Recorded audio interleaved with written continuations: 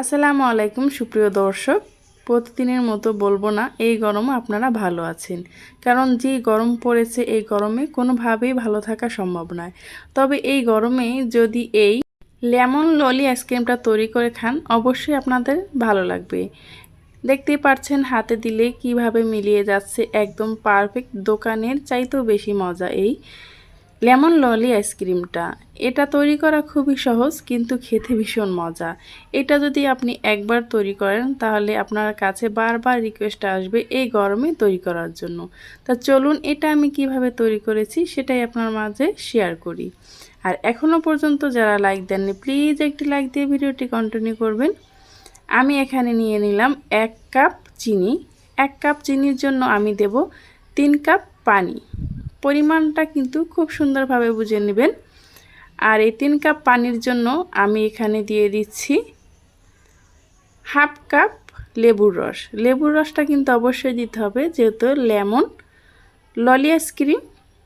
এখানে আমি দিয়ে দিচ্ছি, দেখতে পাচ্ছেন যে লেবুর খোসাগুলো থাকে সেটা আমি কিন্তু সাদা অংশ বাদ দিয়ে লেবুর খোসাটা নিয়েছি। এখানে দিয়ে দিচ্ছি আমি কর্নফ্লাওয়ার হাফ টেবিল চামচ। এই কর্নফ্লাওয়ারটা দেওয়ার কারণেই কিন্তু আমাদের আইসক্রিমটা একদম বরফ হয়ে যাবে না, খুব সুন্দরভাবে দোকানের আইসক্রিমের মতোই হবে। এখানে আমি দিয়ে দিচ্ছি লেমন এসেন্স হাফ চা চামচের মতো। আর কালার করার জন্য আমি এখানে দিয়ে দিচ্ছি গ্রিন ফুড কালার।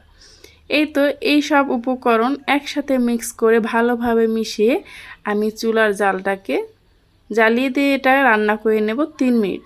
এখন আমি একটু চেক করে নিছি সব ঠিকঠাক আছে কিনা, একদম পারফেক্ট আছে।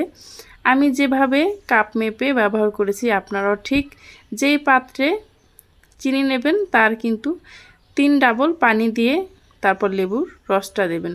অবশ্যই লেবুর রসটা দেওয়ার চেষ্টা করবেন পরিমাণ মতো, তা না হলে কিন্তু এই লেমন ললি আইসক্রিমটা ভালো লাগবে না খেতে।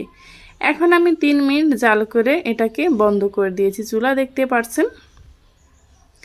এখন আমি একটি ছাঁকনির সাহায্যে এটাকে সেঁকে নেব। এই গরমে এই আইসক্রিমটা যদি আপনারা না খান তাহলে অবশ্যই মিস করে যাবেন।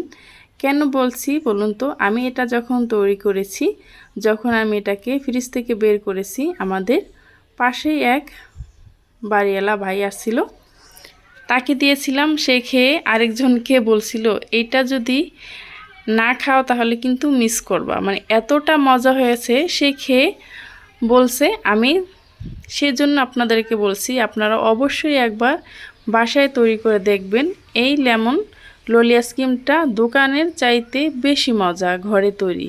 আর দেখতে পাচ্ছেন খুব অল্প উপকরণে কিন্তু এটা তৈরি করা যায়। এই গরমে এরকম আইসক্রিম থাকলে ছোট বড় সবাই কিন্তু অনেক পছন্দ করবে। এখন আমি আইস বক্সে এটাকে ঢেলে উপরের মুখা আটকে এটাকে ফ্রিজে রেখে দেব সারা রাতের জন্য। আমি রাত্রে তৈরি করেছি। বাকি যে অংশগুলো ছিল সেটা আমি একটি বাটিতে ঢেলে নিচ্ছি। আপনাদের যদি আরও বেশি আইসক্রিম বক্স থাকে সেটার ভিতর আপনারা এটাকে ঢেলে নিতে পারেন। এই তো সারা রাত পরে আমি দুপুরের দিকে বের করেছি, দেখুন কতটা সুন্দর হয়েছে, একদম জমে গেছে। এই অবস্থায় যদি আপনি টানাটানি করেন তাহলে কিন্তু এটা বের হবে না। এটাকে একটু হালকা পানিতে ভিজিয়ে নিতে হবে, তাহলে খুব সুন্দরভাবে কিন্তু এটা চলে আসবে।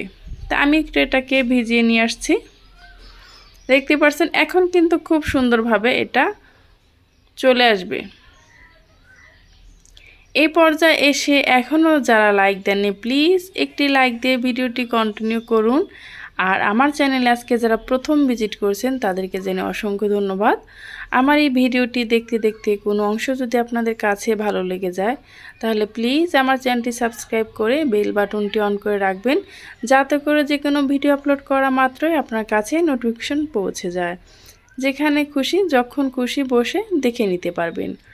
এই তো দেখতে পাচ্ছেন ওই আইসক্রিমটা একটু ভালোভাবে ওই পাশে পানিটা লাগেনি, সেজন্য কিন্তু আইসক্রিমটা থেকে লাঠিটা উঠে আসছে কিন্তু আইসক্রিমটা নিচে বসে গেছে।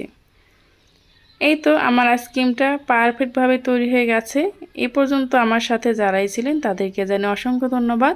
পরবর্তী ভিডিও পর্যন্ত ভালো থাকবেন। আল্লাহ হাফেজ।